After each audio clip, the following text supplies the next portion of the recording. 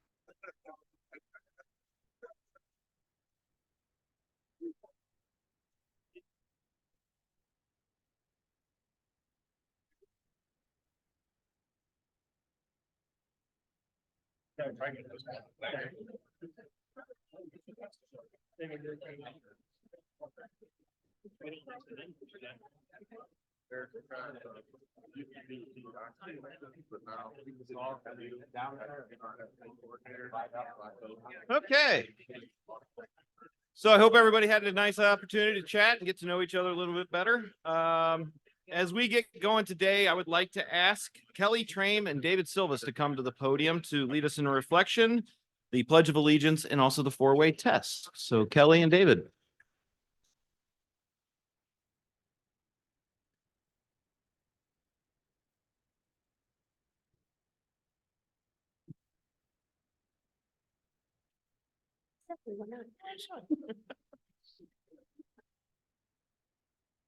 Please join me in prayer today. Originator of all creation, you made a world full of beauty, an infinite expression of your glory and love for all. Let us not forget the gift we have been given, that we may continue to act as guardians and stewards for all your creation. Fill us with awe and wonder today and each day as we behold your infinite creativity. Give us and engage our environment as a sacred space and to work to protect it from corruption and exploitation. May we view all you have created with reverence and admiration, that we may be reminded of your constant presence in our midst. As we walk each day, let us remember all those who have come before and walked these same lands. We must not forget that we have been given, what we have been given is not only for us, but for generations to come. Let us cultivate a world teeming with life, where a safe, enriching environment is abundant enough for all, that God's love and glory may shine through generations to come. In your name we pray. Amen. Please join me in the Pledge of Allegiance. I pledge allegiance To the flag of the United States of America, and to the republic for which it stands, one nation, under God, indivisible, with liberty and justice for all. I'm serious. Eddie, you're ready. I go by Eddie. My dad was there.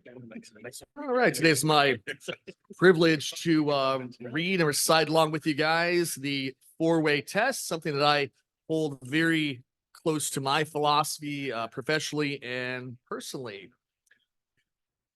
So, of the things we think, say, and do, and my screen just went blank, and I don't have it memorized, so. Oh, is it the truth? Is it fair to all that's concerned? For goodwill and better friendships. And is it beneficial to all concerned? So, I think I passed the test, I hope. So, something that I do have on paper is a reflection. And I think it's very timely for the world that we're in. And I think that we can use inspirational quotes and messages, more than ever, especially throughout 2024. This is a quote by the esteemed Rabbi Nachem of Breslev. Let the good in me connect with the good in others until the world is transformed through compelling power of love and goodness. Thank you.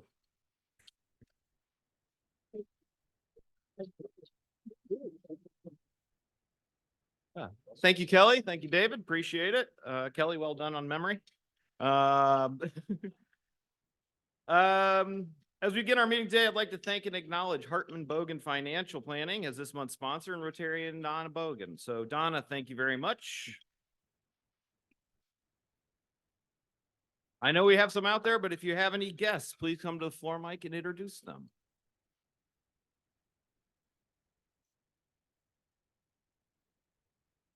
President Travis, I have a husband and wife team.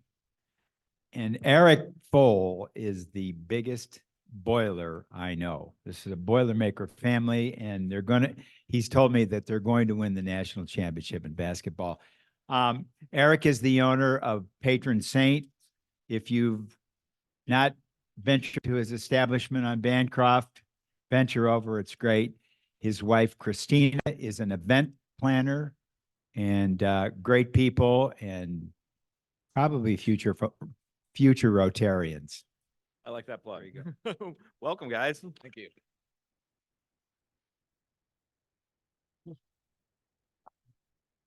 President Travis, I'd like to introduce my friend, Nave Gruel from Key Private Bank. Welcome. Glad you could be with us. President Travis, I'd like to introduce Ronald Wells, who sits on the board of the Toledo Opera and also works with Pete Gherkin in the County Commissioner's Office. Excellent. Welcome. Glad you could be with us today. President Travis, I have a surrogate, as you will. We have our Assistant Governor, Ashley, who's with us today, who asked me if she could invite a couple prospective Rotarians. Excellent. Hey, Ashley. President Travis, I'd like to introduce a few great coworkers I have that have been working on many projects within the area. First is Amanda Schimmeler with the Lathrop Company, a project manager. And the second is Kelly Alter with the Design Collaborative and an architect. The Collaborative. Oh, the Collaborative. I apologize. The Collaborative Inc. It wasn't me this time. Excellent. Welcome, everybody. I'm glad you're here.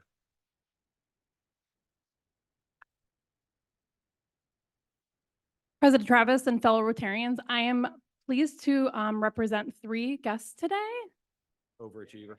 My very good friend, Kara Knoll, she's a realtor with Danbury. Another good friend of mine, Douglas Hoblet, he's the owner of Unlacked Analytics. And then my friend John Page, he is the Executive Director of Marketing for Outdoor Sylvania Community Parks. Excellent. Welcome, everybody. Glad you could be with us.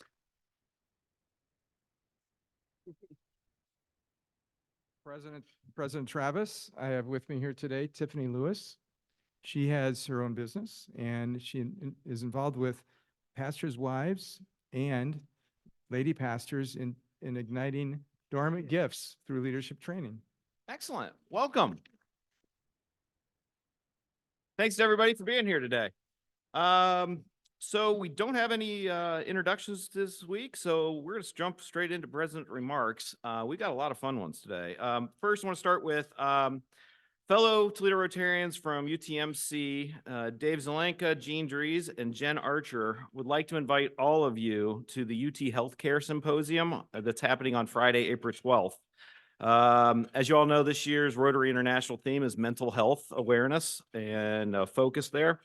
We believe there's great value in this event. So there's a QR code there if you would like to get tickets at a reduced rate for being a Rotarian, but join for that important conversation about mental health.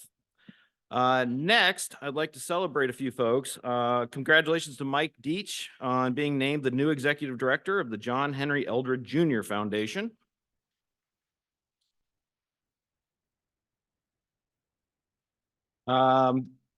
Last week, Rotarian Nina Corder of Women of Toledo visited the United Nations headquarters in New York, along with an estimated 7,000 delegates to participate in the 68th session of the Commission on the Status of Women. She was one of the 25 delegates for the International Alliance of Women based in Geneva.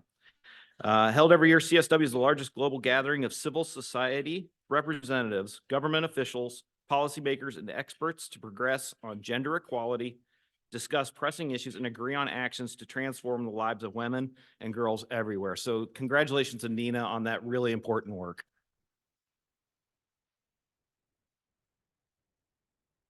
And lastly, Isabella Wyke, who is the president of our very own Rotaract Club, was named runner-up for the up-and-coming professional at the Best of Toledo Awards last week. Isabel is the president and CEO of Toledo Mindfulness Institute, and she's doing a really good job running the Rotaract as well. So congratulations to her. All right. And with that, I would like to ask the Environmental Committee Vice Chair, Karen Stramel, to come to the podium to introduce today's speaker, Adam Cassi. Karen?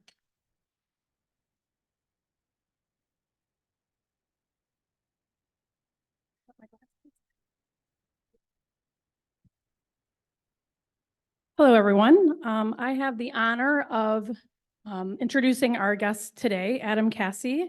As you all know, is the Executive Director of Keep Toledo Lucas County Beautiful.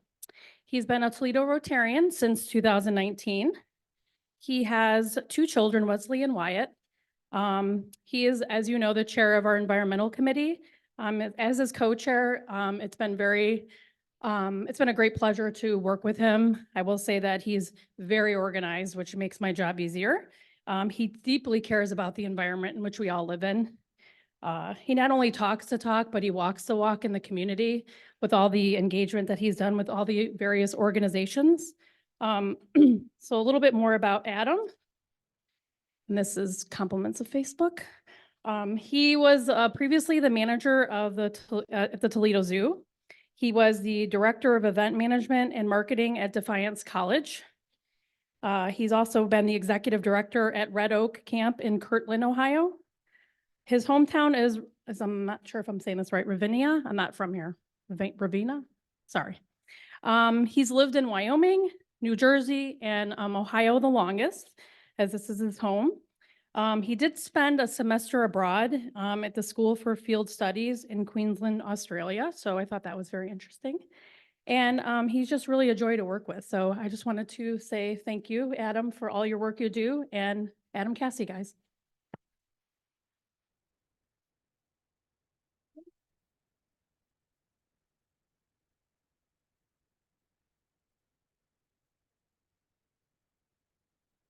I know. Well, you all are in trouble now. Usually I only get to steal like a few minutes at the mic. And now you got at least a half hour with me. So jumping right into it, because I do have a lot to talk about, is Keep Toledo Lucas County Beautiful. Hopefully you all have at least heard of Keep Toledo Lucas County Beautiful, because I'm here and I keep talking about it. Sometimes it feels like one step forward, two steps back, but we are trying. Things that we do, a lot with litter reduction and litter cleanups, public space and event recycling. Jeep Fest is usually my big example, brings 80,000 people to downtown Toledo. There's no public space recycling in downtown Toledo. So if you have a water bottle or a pop can, there's no place to put it unless we come in and provide those services. Food waste diversion, that is composting, and then improving recycling habits, which we're going to talk a bit more about today, because that's kind of the hot topic that everybody wants to know about.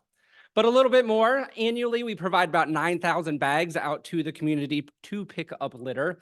We removed nearly 35 tons of litter from our streets and parks through one-time cleanups, our Adopt a Street, Adopt a Road program, and large events like the Ramp It Up program and the Toledo Litter League. We provide recycling and composting at events, which we talked about, collecting about 12 tons worth of recyclables, diverting it from the landfill to recycling instead.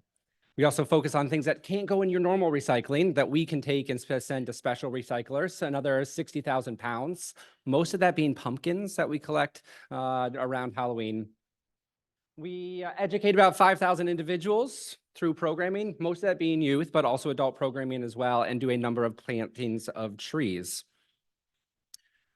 But why is it important? Why am I here? Here's some more big numbers for you. 250 million tons of trash is generated in the United States every year. In your lifetime, or at least in the lifetime of an average person, you will create enough garbage to rebuild the Statue of Liberty. Ocean garbage patches now cover about 40% of our oceans. Think of the oceans, they're massive. Now think about 40% of that. It's still pretty massive, covered in garbage.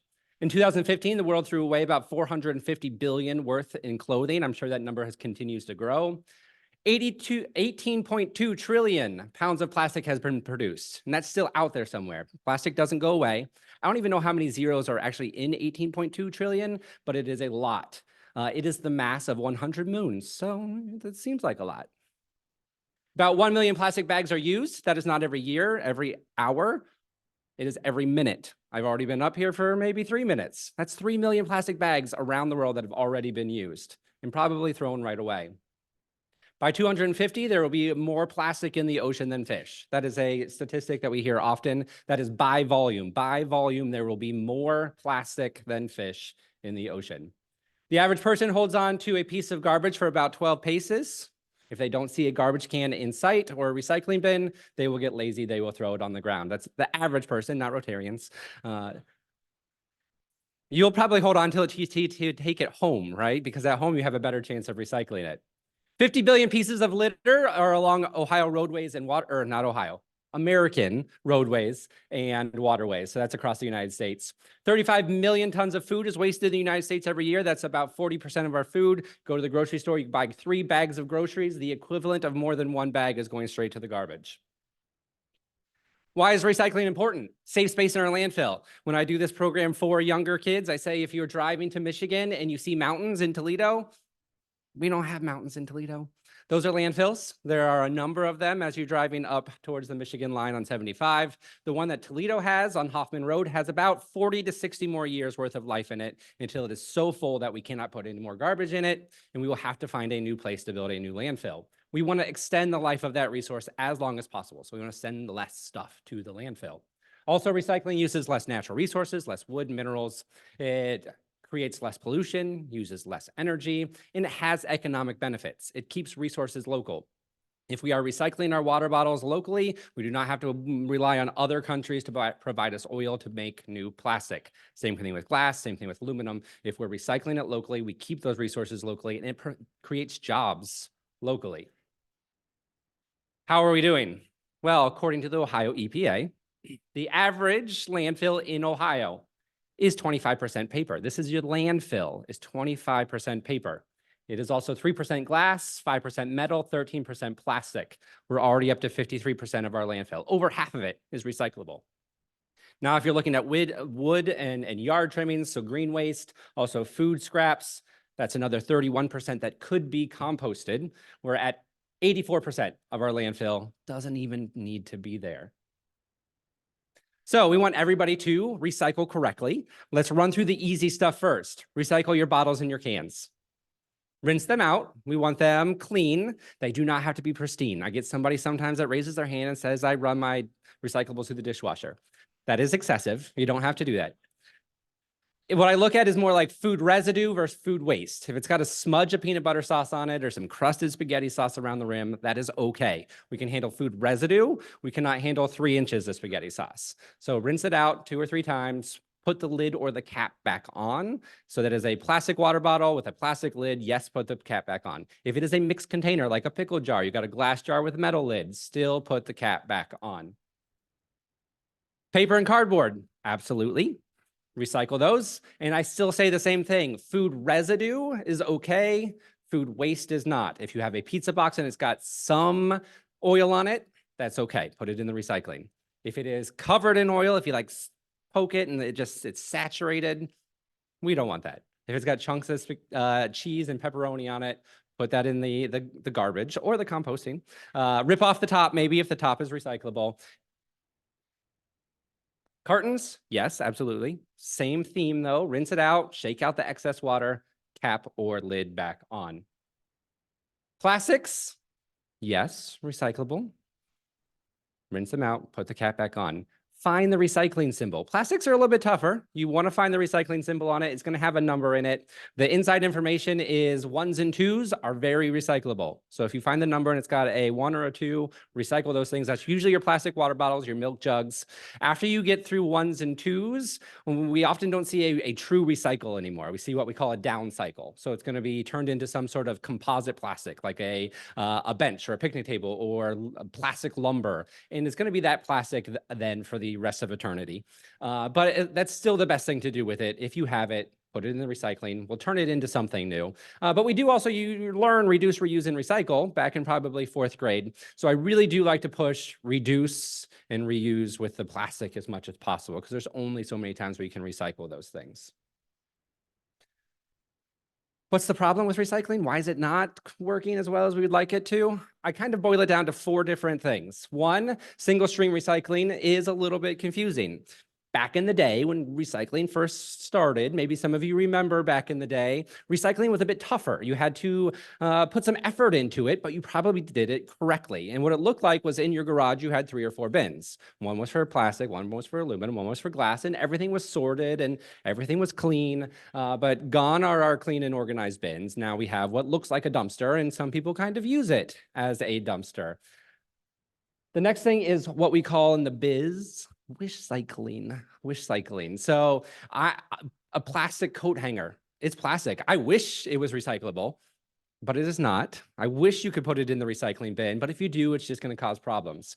There's actually a study done that 44% of those people who identify as very concerned about the environment, people who should be doing the right thing, put things in the recycling that don't belong there, basically because it makes them feel good. They don't want to send it to the landfill. It's plastic. They put it in the recycling, hoping that something good will happen, but it just causes problems. If it doesn't have the recycling symbol on it and it's plastic, put it in the garbage or try donating it. There's also lots of confusion. Back in 2016, that was our worst year with contamination. And for Lucas County, also Perrysburg, Bowling Green, all of those recyclables come to the same location. We were at 44% contamination. 44% is close enough to 50 that I like to say almost half of everything that people were putting in the recycling bin, not even recyclable. We're a lot better than that. We're hovering around 25-30% now, which is where we should be for this size city. It could be better. Better is always good. We kind of tend to be on the 30 side, not the 25% side.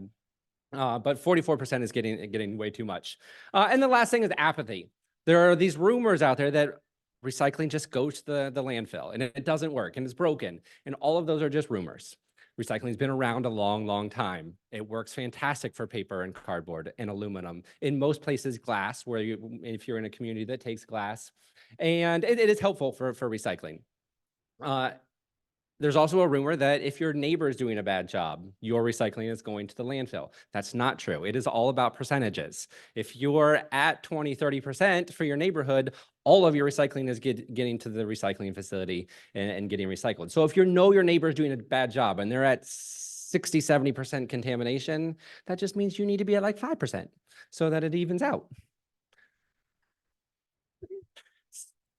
It really takes a whole neighborhood doing a very, very bad job for your recyclables to go to the landfill instead of getting recycled. If you put one wrong thing in there, your recyclables are still getting recycled. So here's some of the confusing things. This is the game I play sometimes with the kids. Like, is it recyclable? And they have to give me thumbs up. You don't have to give me thumbs up and thumbs down. I'll give you the answers. Plastic coat hangers, we already talked about. Kids' toys, also plastic. Hoses, not even plastic, but people think they're recyclable. None of those things are recyclable. Do not put them in your recycling bin. Styrofoam, also not recyclable. Do not, even if it has a recycling symbol on it, it lies. So don't put it in the recycling bin. If you have styrofoam and you want to recycle it, you can. You just have to do a little bit of work. You have to take it to Lot Industries. They will recycle packaging styrofoam, so the big white stuff, not food grade. So no egg cartons or cups or plates that are styrofoam. If you are trendy and you go to Ann Arbor, because that's what trendy people do, I think, you can take your stuff up there. And they do have a location to take food grade styrofoam in Ann Arbor. But around here, we just have the Lot Industries taking packaging. Cartons, we already talked about those. They are sometimes a confusing item. Yes, you can recycle them. That's your juice cartons, your soup broth, things like that. Another confusing one, this is a number 5. So if you find the recycling symbol on it, it's a number 5. These are still pretty recyclable. So yes, recycle your yogurt containers, but also your cottage cheese and your butter, they're all 5s. If it's got a plastic lid, keep the plastic lid on. If it's a foil lid, throw the foil lid away. Or if it's got a plastic, like a film plastic, sometimes your yogurts come with a film plastic lid, throw that away. Here's a new one that you're seeing sometimes, the Amazon packages that say on them, recycle like paper. You know what you need to do? Recycle it like paper. Just put it in your recycling. I get a lot of questions like, is the inside stuff recyclable? What do I do with that? Do I have to clean it out? No, it's just, it biodegrades. It doesn't cause a problem. It's just a little bit of foam. And so that is fine. Recycle it with your paper. All of these items, if you pack lunches for kids, you probably see these items a lot. At least I do. The chip bags and the applesauce pouches and things like that. None of them are recyclable. There is a company out there called TerraCycle. It is a company that specializes in recycling hard to recycle things. They will actually take these, and there's a program at the Toledo Zoo that uses TerraCycle. So you can drive into the main parking lot, Anthony Wayne Trail, right next to the main gift shop. There's a big blue container that says TerraCycle on it, and you can drop off these items. But a lot of schools are also getting TerraCycle boxes because, again, these are the things that people see sometimes in kids' lunches. If you do have solo cups, red, blue, doesn't matter what color, even if it has a recycling symbol on it, don't recycle it. The more color you put in something, the harder it is to recycle. If it's a clear cup, we can take those, but not a colored cup. Hazardous waste, recyclable in your normal recycling? Absolutely not.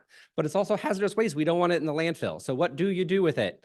You do have to find the right place to take your hazardous waste. The Lucas County Solid Waste Management District, you can make an appointment with them and take it to their location up on Matt Singer Stickney. But the city of Toledo just announced their Clean Toledo events. So if you've been keeping an eye out for the Clean Toledo events, they are now public. They're out there. The first one is Party for the Planet at the Toledo Zoo. And they are kind of your one-stop shop to get rid of things that are hard to get rid of. So hazardous waste and paint and tires, electronics. They take green waste, so a lot of your yard waste. Check out those dates. Those events are marketed to the city of Toledo residents. They do not check IDs. They're not going to turn you away if you live in Maumee or Oregon or Sylvania. So still go to those events. They would rather you still get your hazardous waste to them than for it to end up in a ditch somewhere. Electronics, yes, you can recycle them, not in your normal curbside recycling. And most people think electronics are laptops and cell phones. A real electronics recycler. AIM e-cycling is usually the one I recommend. They want anything that plugs in. So coffee pots, sure.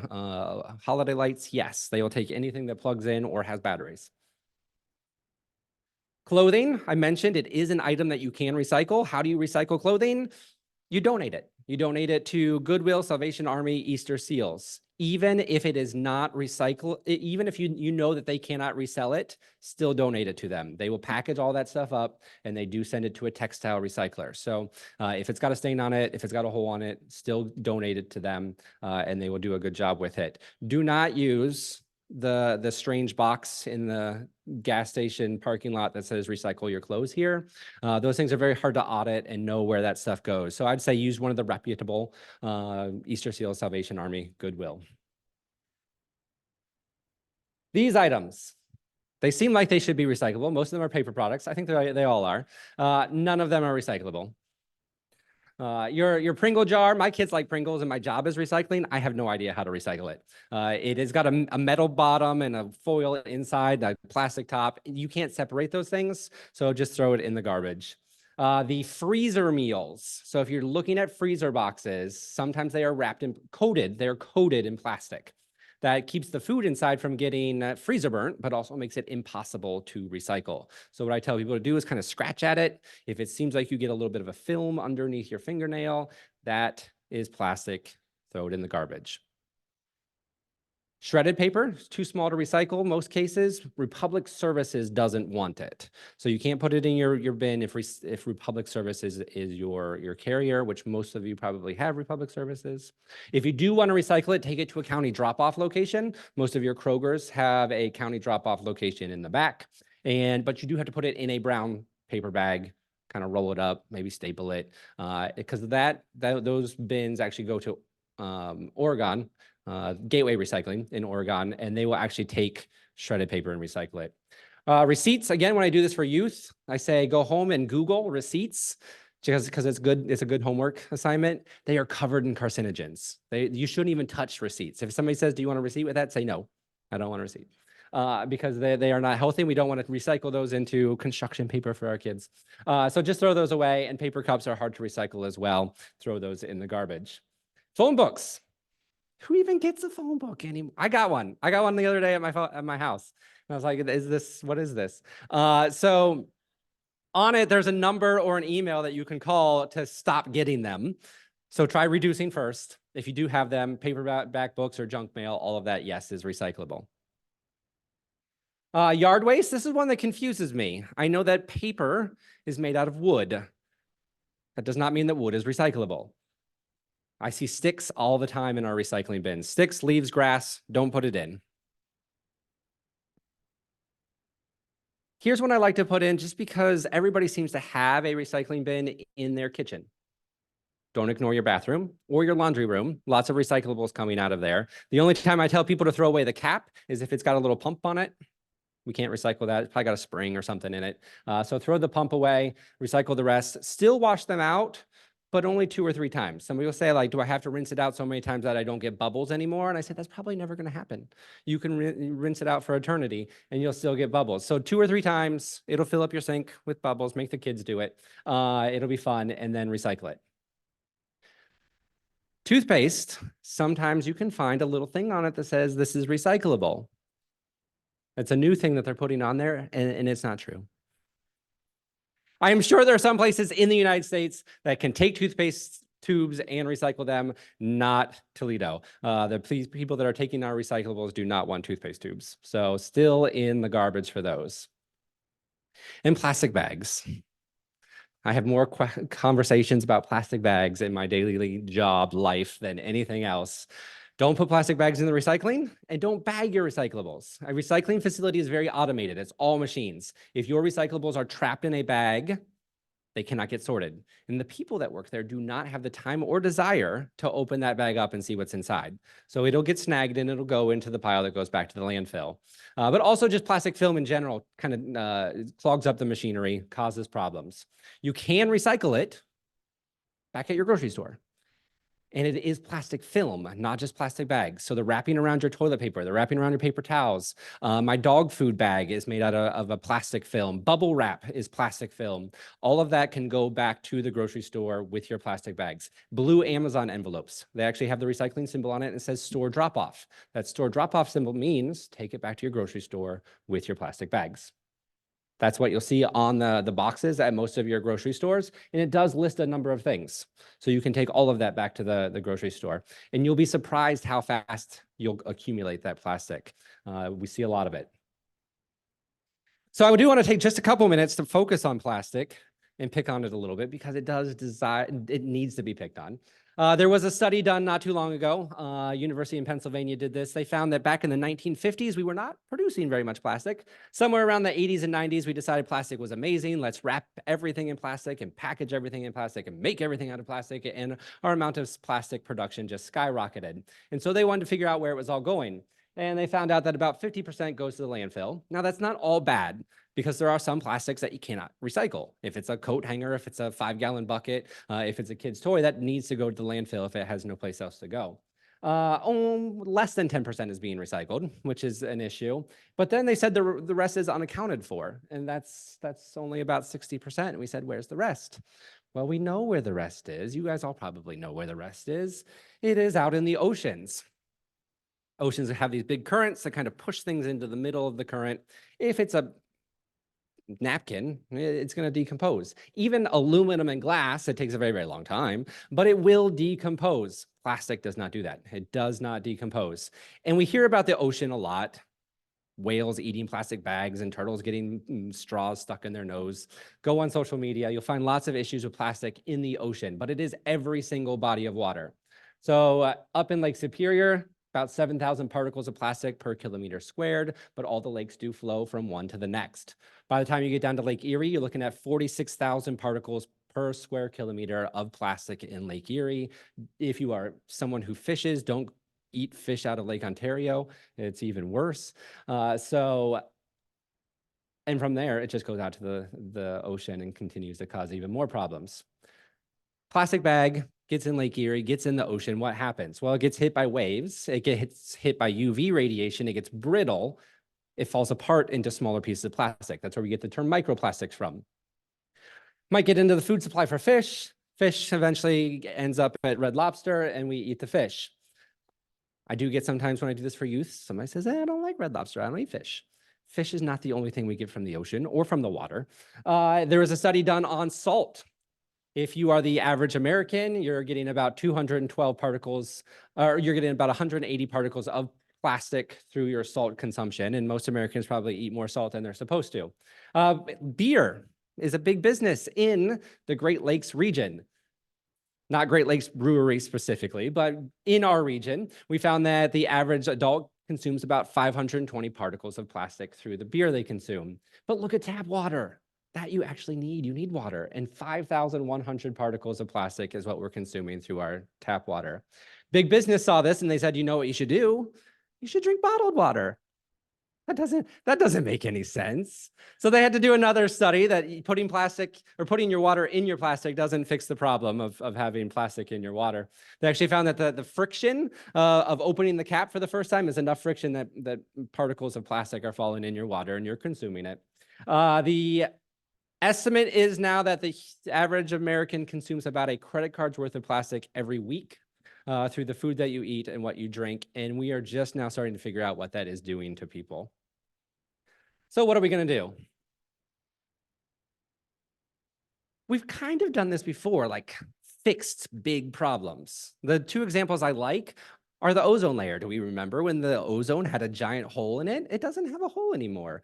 So we found out that the government and industry could work together.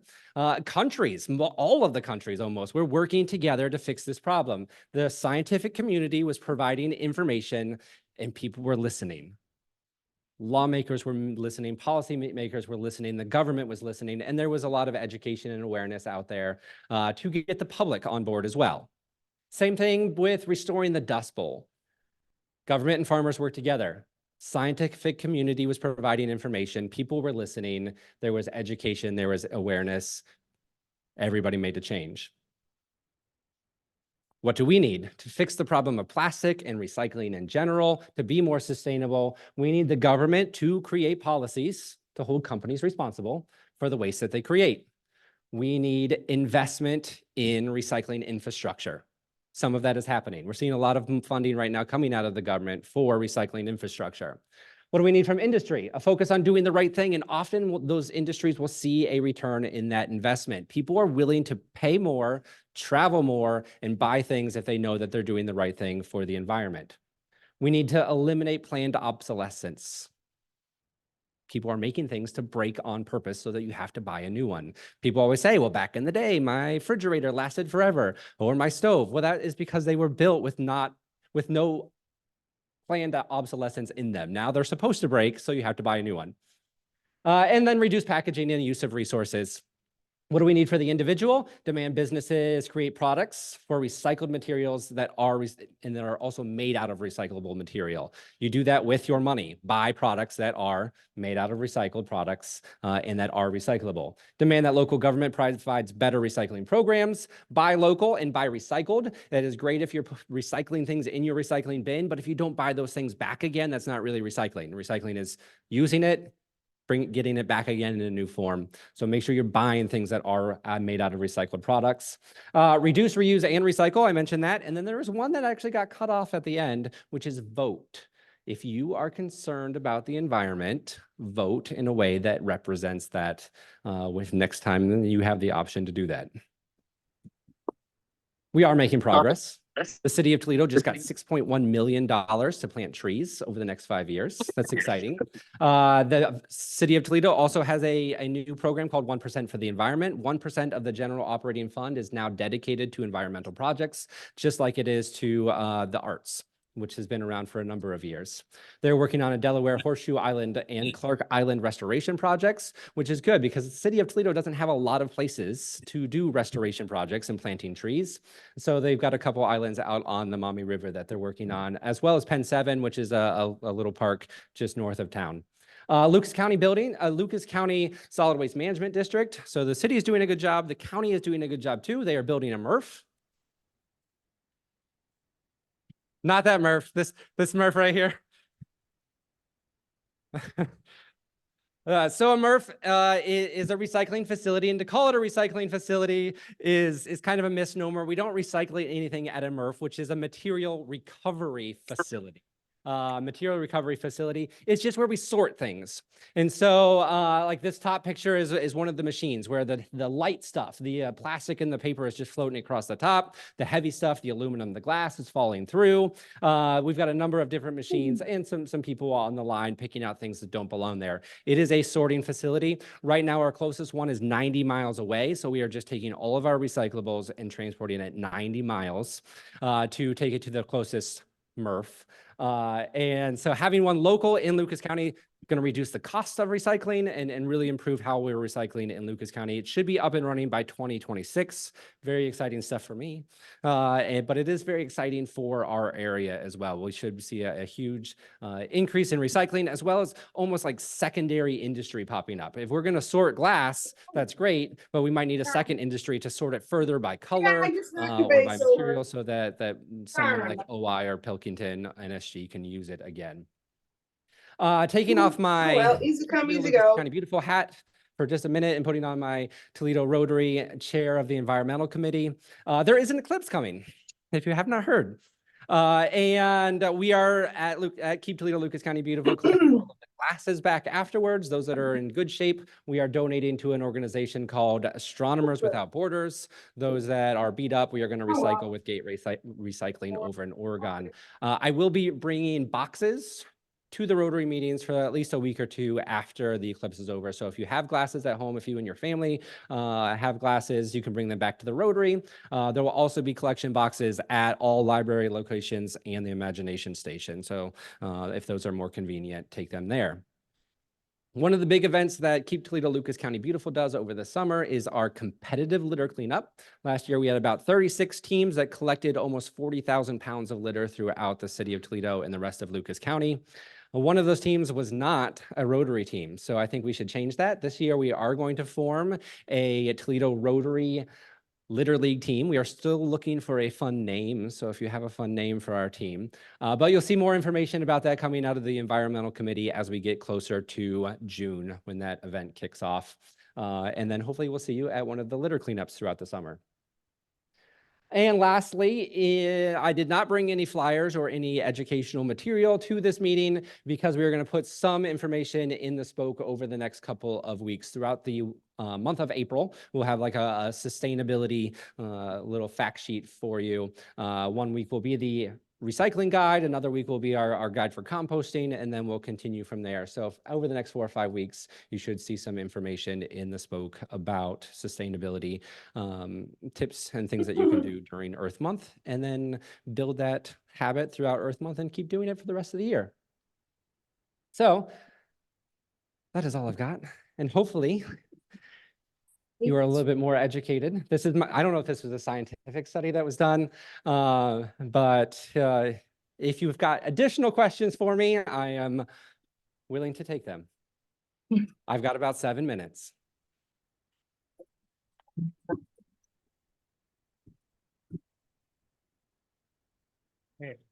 First of all, it was excellent presentation. My question is there a correlation between cancer incidence and microplastics? Repeat again, between Yeah. microplastics and what? Is it related to cancers? Oh, yes. I mean, yeah, I mean, this is another great research study. So cancers, infertility, societal obesity. There are a number of things that you can link plastics to, and there are, larger microplastics that you consume and they just pass through your digestive system and they're gone. But we're seeing smaller and smaller microplastics that are now small enough to get into your bloodstream, deposited throughout your entire body, into your major organs. It's just everywhere. And there is lots of research out there, and I think we're going to learn more and more and more that it's an issue. Thank you. With electric cars and lithium batteries, Yeah. I'm wondering what your take and how you see that coming down the pike and how that's going to work out. Yeah. So the batteries are recyclable. The batteries are very recyclable. So if you've got a battery car, fantastic. I mean, there's a little bit of controversy out there right now as far as legislation goes about making everybody switch to a car that's got a battery. It's a fantastic idea. I don't know if the infrastructure is there yet. I think we need to take things kind of slow, make sure that we've got a good way to charge them and enough ways to charge them are also using clean energy. So right now, a lot of our electricity is still coming from coal. So just using a electric car is a good step to kind of force us to continue to find cleaner and cleaner ways to make our energy. And I think we'll get there. Is there any move legislatively, legally to limit plastic packaging? I wish. So there is lots of places around the United States that it's reducing packaging, a lot of on the coasts, which are a little bit more progressive. In Ohio, there were a number of communities that were trying to ban plastic bags and ban single-use plastics. The Ohio state government stepped in and said you cannot ban plastic bags as a local community. So if you go to Perrysburg Kroger and get a plastic bag, you should be able to go to the Mommy Kroger and get a plastic bag, or everybody's just going to go to the Kroger where you can get plastic bags, which is probably not the case. You'd probably still go to your local Kroger no matter what. You just know to bring a reusable bag. But it's just lobbying and people saying that, we can't ban plastic bags as a local community. We can, as a local community, ban wind power, though, if we wanted to. It's almost backwards, right? So we as a local community cannot ban plastic bags, but we can ban wind turbines to get clean energy.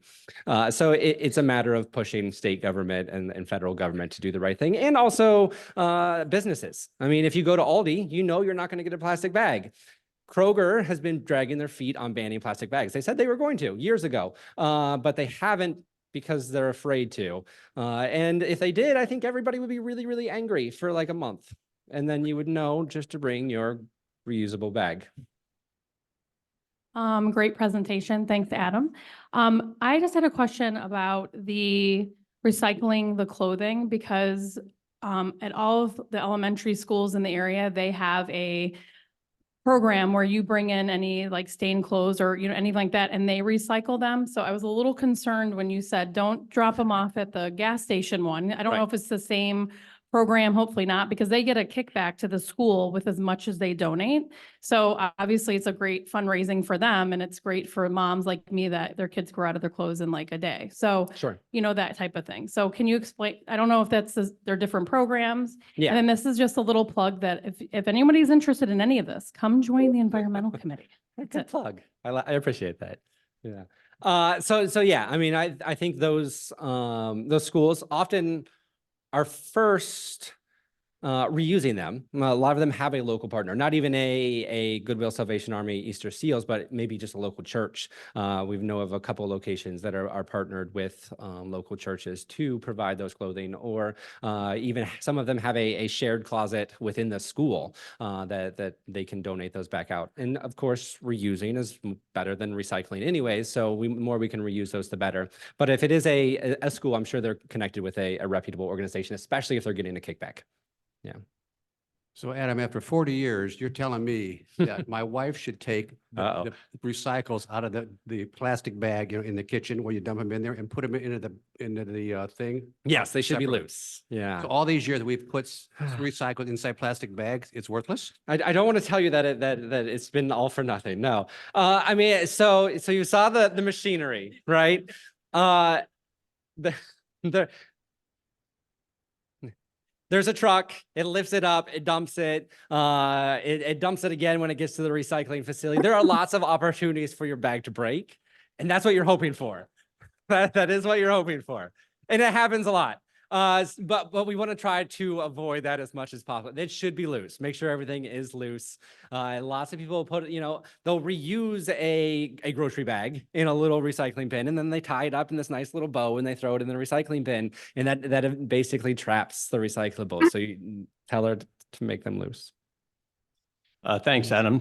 Great presentation. So how often does the local recyclables make it back to businesses in the area? Yeah, In other words, plastics, we know companies that make tubing out of recyclable plastic, so on and so forth. Right. We have no idea. This is the answer, which is unfortunate because once we take it to what is that? who owns the recycling facility in Oberlin, which is where we send it to, 90 miles away.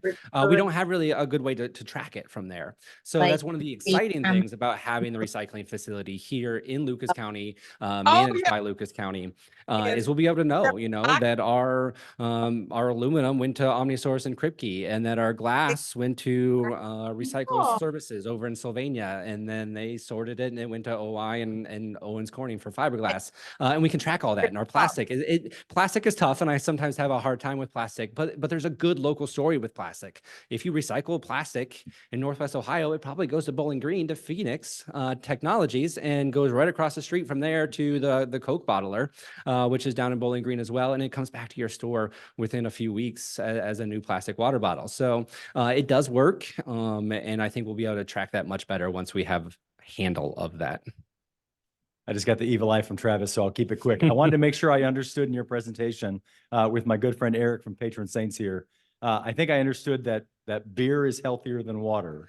And so I want to make sure that are you saying that the Environmental Services Committee is going to endorse our Rotary meetings serving beer instead of water? So that is your takeaway, I guess, from this presentation. Right. So no, it just goes to show you it's everywhere. Plastic is everywhere. So tap water is better than plastic bottled water. So try to avoid the reusable plastic water bottle. Drink your tap water. And if you can run it through a filter at your house, that's even better. If it runs through your fridge, that fridge has got a filter on it, you're doing a good job. Or get one of the, under sink ones, or even just the pour in Brita kind of pitcher if you're worried about those microplastics, which you should be. Thank you.